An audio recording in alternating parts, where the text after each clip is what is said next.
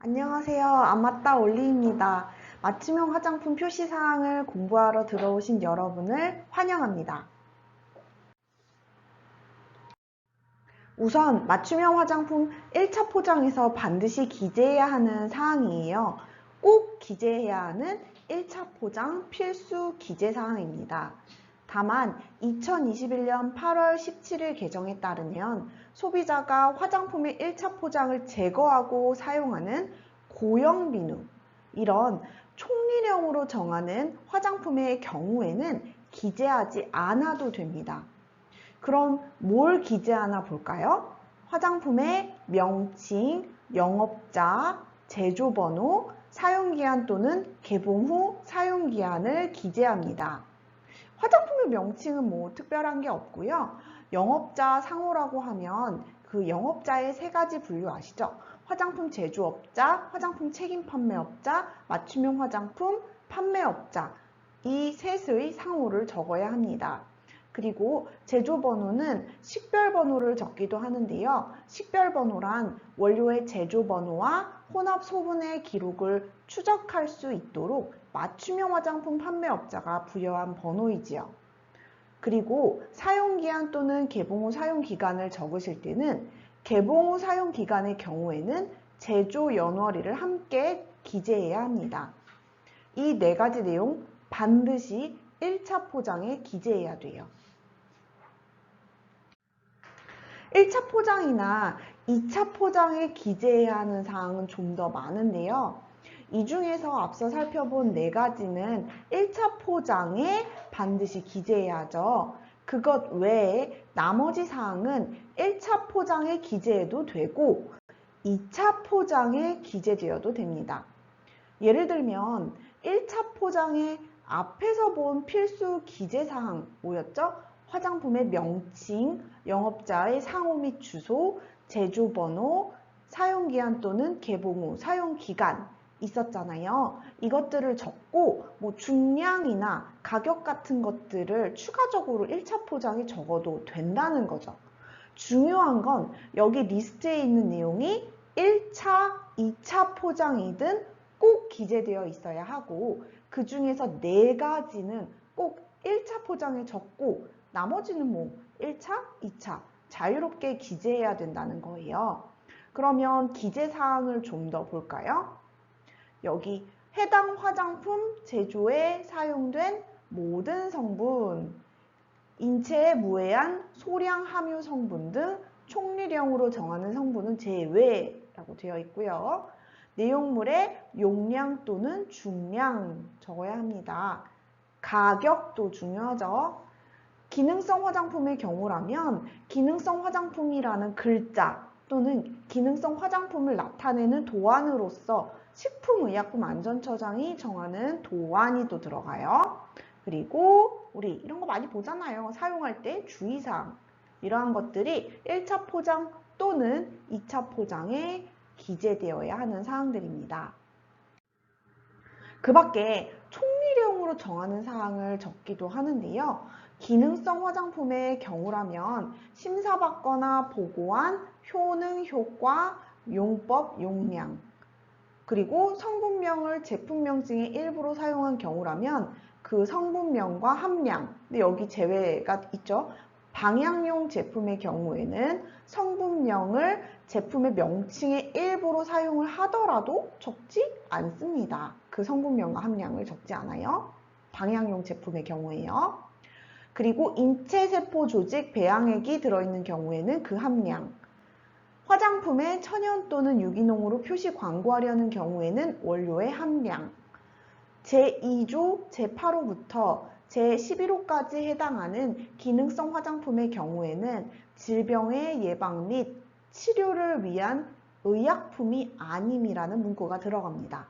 여기서 잠깐 제2조 제8호부터 제11호까지 해당하는 기능성 화장품의 경우에는 질병의 예방 및 치료를 위한 의약품이 아님이라는 문구가 있어야 한다고 하는데요.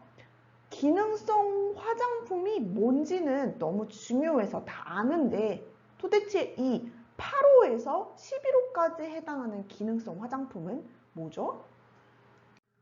바로 이거예요. 이게 바로 제8호, 제11호까지 해당하는 기능성 화장품입니다. 잠시 복습의 시간을 갖도록 하겠습니다. 너무 중요하니까요. 탈모 증상, 여드름성 피부, 피부 장벽, 튼살. 보통 우리가 이런 기능성 화장품에 대해서 기억을 해두실 때 주요 용어들을 중심으로 기억을 해두시잖아요. 이게 내용이 길고 양이 많아서 외우기가 어려워서요. 그래서 이렇게 4가지예요. 탈모 증상은 탈모 증상의 완화에 도움을 주는 화장품. 근데 그 중에서 코팅 등 물리적으로 모발을 굵게 보이게 하는 제품은 제외. 잘 알고 계시죠?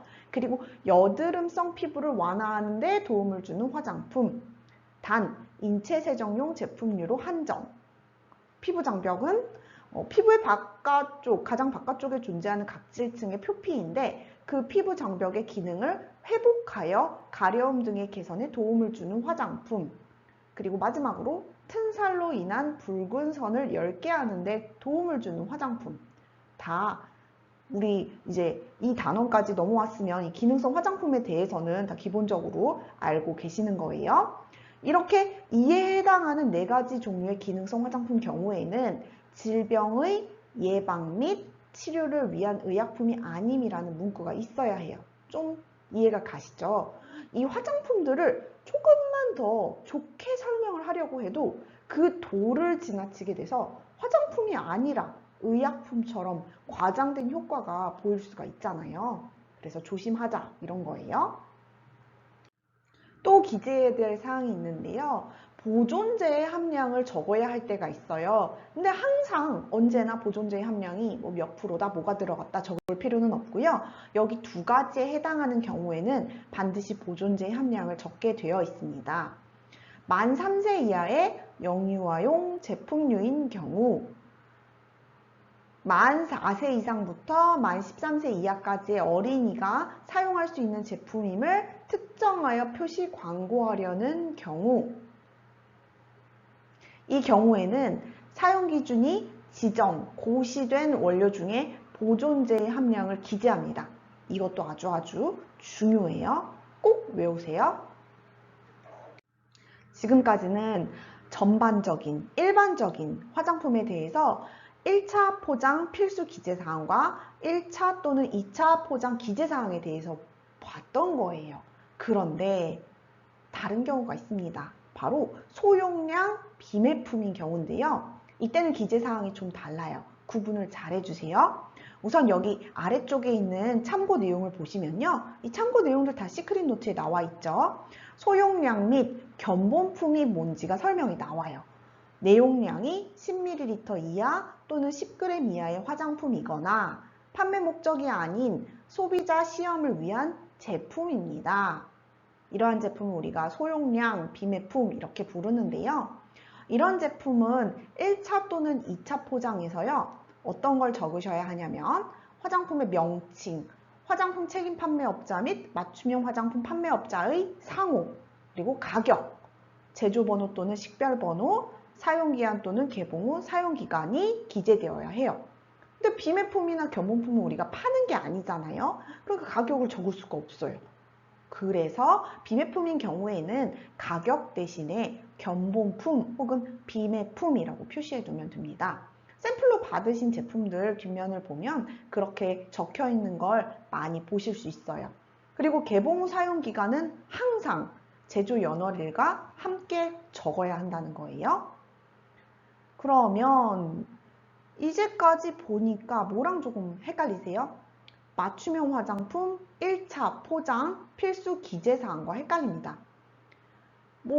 맞춤형 화장품을 특정한 건 아니고 일반적이고 전반적이고 또 맞춤형 화장품이 다 1차 포장 기재사항이 똑같거든요.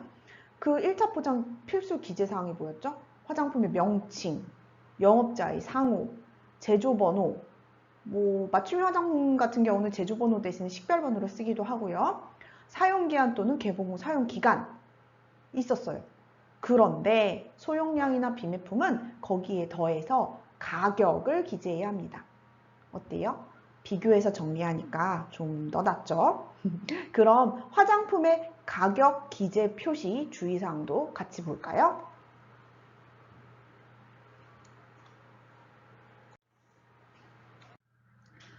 화장품을 소비자에게 직접 판매하는 자는 제품의 가격을 일반 소비자가 알기 쉽도록 표기해야 해요.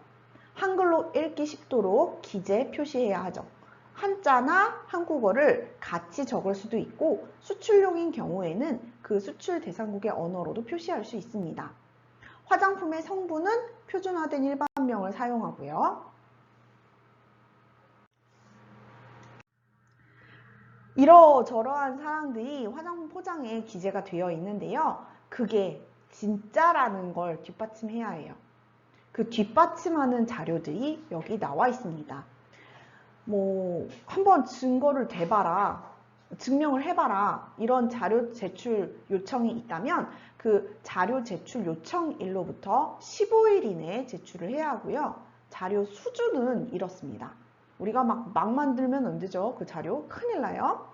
인체 적용 시험 자료, 인체외 시험 자료 또는 같은 수준 이상의 조사 자료.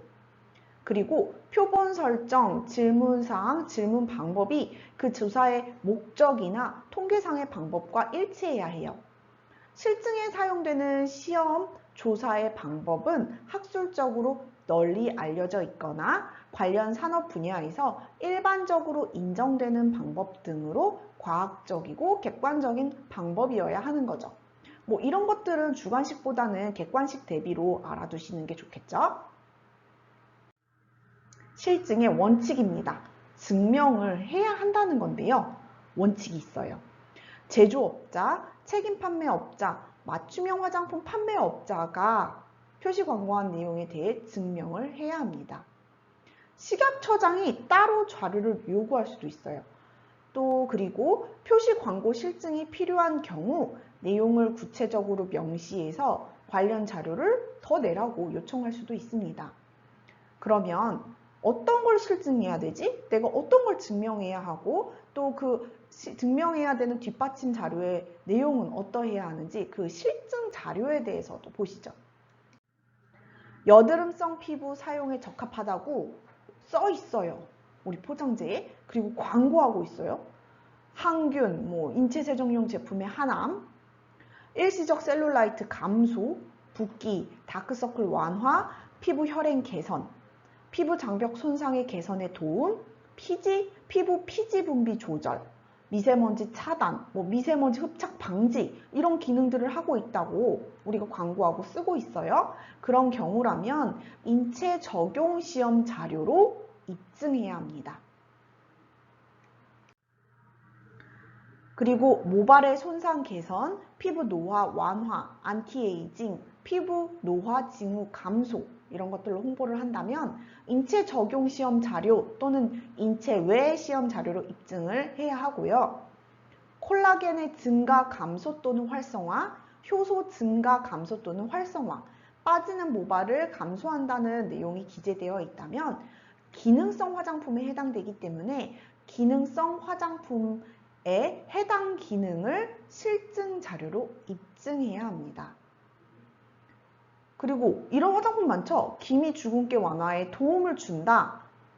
그런 화장품은 미백 기능성 화장품 심사 보고 자료로 입증을 해야 해요.